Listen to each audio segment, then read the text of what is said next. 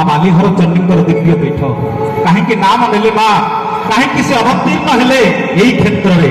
ବାଲିହର ଚଣ୍ଡୀ ନାମ କାହିଁକି ହେଲା ନା ଯେତେବେଳେ ଭକ୍ତ ଡାକେ ମହାପ୍ରଭୁ କହନ୍ତି ନକାଷ୍ଟ ବିଦ୍ୟତେ ବିଷ୍ଣୁ ନ ମନ୍ମୟ ନପାଷାଣେ ଭାବେ ନ ବିଦ୍ୟତେ ବିଷ୍ଣୁ ତସ୍ମାତ ଭାବ ହିଁ କେବଳ।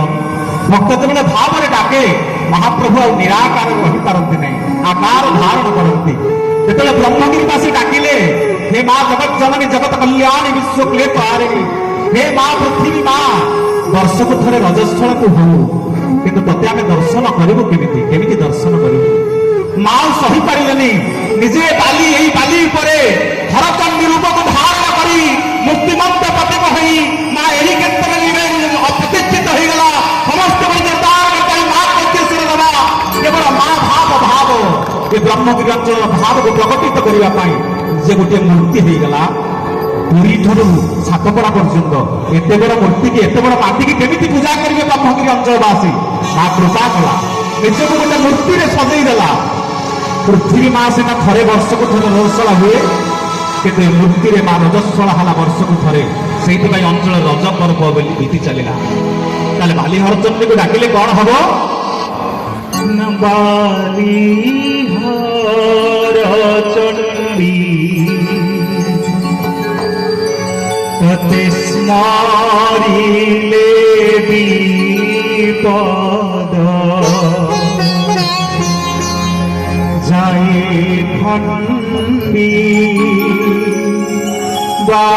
বালিহর চণ্ডী। ତାକୁ ସ୍ମରଣ କରିଦେଲେ କେଡ଼େ ବଡ଼ ବିପଦ ହେଇଥାଉ ଆପଣ ମାନ, ସେ ଅତଳ ଗଙ୍ଗ ସମୁଦ୍ର ଗର୍ଭରେ ହେଇଥାଉ କି ମହାପ୍ରଭୁଙ୍କର କୌଣସି ଅଞ୍ଚଳରେ ମଧ୍ୟ ହେଇଥାଉ, ଥରେ ଡାକିଦେଲେ ମା ସମସ୍ତ ପ୍ରକାର ବିପଦକୁ ଖଣ୍ଡନ କରିଦିଏ। ଆପଣ ମାନେ ବଳରାମ ଦାସ କଲମ କଲେ କଣ ନା ଜୟ ତୁ ମଙ୍ଗଳା ମାଗୋ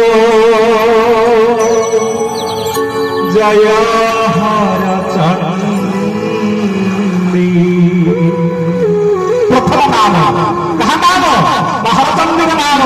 সমস্তଙ୍କର ଦୁଇ ହାତ ଉଠିବ, ସେଇ ଆଦ୍ୟ ଶକ୍ତି ମା ଜଗତ ଜନନୀ ଜଗତ କଲ୍ୟାଣୀ ବିଶ୍ୱକ୍ଲେଶ ହାରିଣୀ ମା ହରଚଣ୍ଡୀଙ୍କ ପ୍ରୀତ୍ୟାର୍ଥେ ସମସ୍ତେ ବୋଲିବା ବୋଲେ ମା ହରଚଣ୍ଡୀ ମାତା କି, ବୋଲେ ମା ହରଚଣ୍ଡୀ ମାତା କି, ବୋଲେ ମା ହରଚଣ୍ଡୀ ମାତା କି। ଧନ୍ୟବାଦ। କେବଳ ତାରି ଚରଣରେ ଶରଣ ନେଇ ପ୍ରଥମେ ଆମେ ମହାପ୍ରଭୁଙ୍କ ଉଦ୍ଦେଶ୍ୟରେ କାର୍ଯ୍ୟକ୍ରମକୁ ସମର୍ପଣ କରିବା ପାଇଁ ଅନୁଷ୍ଠାନର ଲଗ୍ନ ପ୍ରତିଷ୍ଠିତ କଣ୍ଠଶିଳ୍ପୀ କୁମାର ପ୍ରଭାକରଙ୍କୁ ମୁଁ ସ୍ୱାଗତ କରିବି। ଆପଣମାନେ କଳାକାରଙ୍କୁ ଗୋଟେ ଛୋଟିଆ ଛୋଟିଆ କରତାଳି ଦେଇ ଟିକେ ସ୍ୱାଗତ ସମ୍ବର୍ଦ୍ଧନା ଦେବେ। କେବଳ ଆପଣଙ୍କୁ ଏତିକି ମାଗିବ ଅଧମ, କାହିଁକି ନା ମହାପ୍ରଭୁଙ୍କ ଉଦ୍ଦେଶ୍ୟରେ ଯୋଉ ଯୋଉ କରତାଳି ଆପଣମାନେ ଦିଅନ୍ତି କେବଳ ସେ ମହାପ୍ରଭୁଙ୍କ ଉଦ୍ଦେଶ୍ୟରେ ସମର୍ପିତ ହୁଏ। ଆମେ ଆମ ପାଇଁ ମାଗୁନା। ଭଗମା ଲକ୍ଷ୍ମୀ ଠାକୁରାଣୀ ଥରେ ପଚାରିଲେ, କହିଲେ ହେ ପ୍ରଭୁ 60 ପଉଟି 56 ଭୋଗ ଖାଉଛ, କିନ୍ତୁ ତୁମେ କୋଉଥିରେ ଶାନ୍ତି ହଉଛ? ନା ମୁଁ ଏଇ ତମେ ଲକ୍ଷ୍ମୀ ଜାଣିପାରୁନ ମୁଁ କୋଉଥିରେ ଶାନ୍ତି ହଉଛି? ନା ମୁଁ କେବଳ ନମସ୍କାର ହବିଷ ନହ ନମସ୍କାର ନ ତୁଷ୍ୟନ୍ତି। କେବଳ ନମସ୍କାରଟିଏ ଦେଲେ ସେ ମହାପ୍ରଭୁ ଖୁସି ହେଇଯାନ୍ତି। ଏ ସଜରାଜର ସୃଷ୍ଟି ତାଙ୍କର, ଆମେ ଦବା କଣ?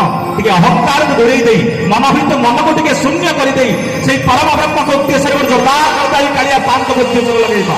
ସମସ୍ତେ ଗୋଟିଏ ସ୍ୱରରେ କହିବା ବୋଲିଏ ଜୟ ଜଗନ୍ନାଥ ଭଗବାନ କି ଜୟ, ଜୟ ଜଗନ୍ନାଥ ଭଗବାନ କି, ବଳଭଦ୍ର ଭଗବାନ କି, ସୁଭଦ୍ରା ମାତା କି, ଚକ୍ରରାଜ ସୁଦର୍ଶନ କି, ବୋଲ ଆନନ୍ଦେ ଗଲା।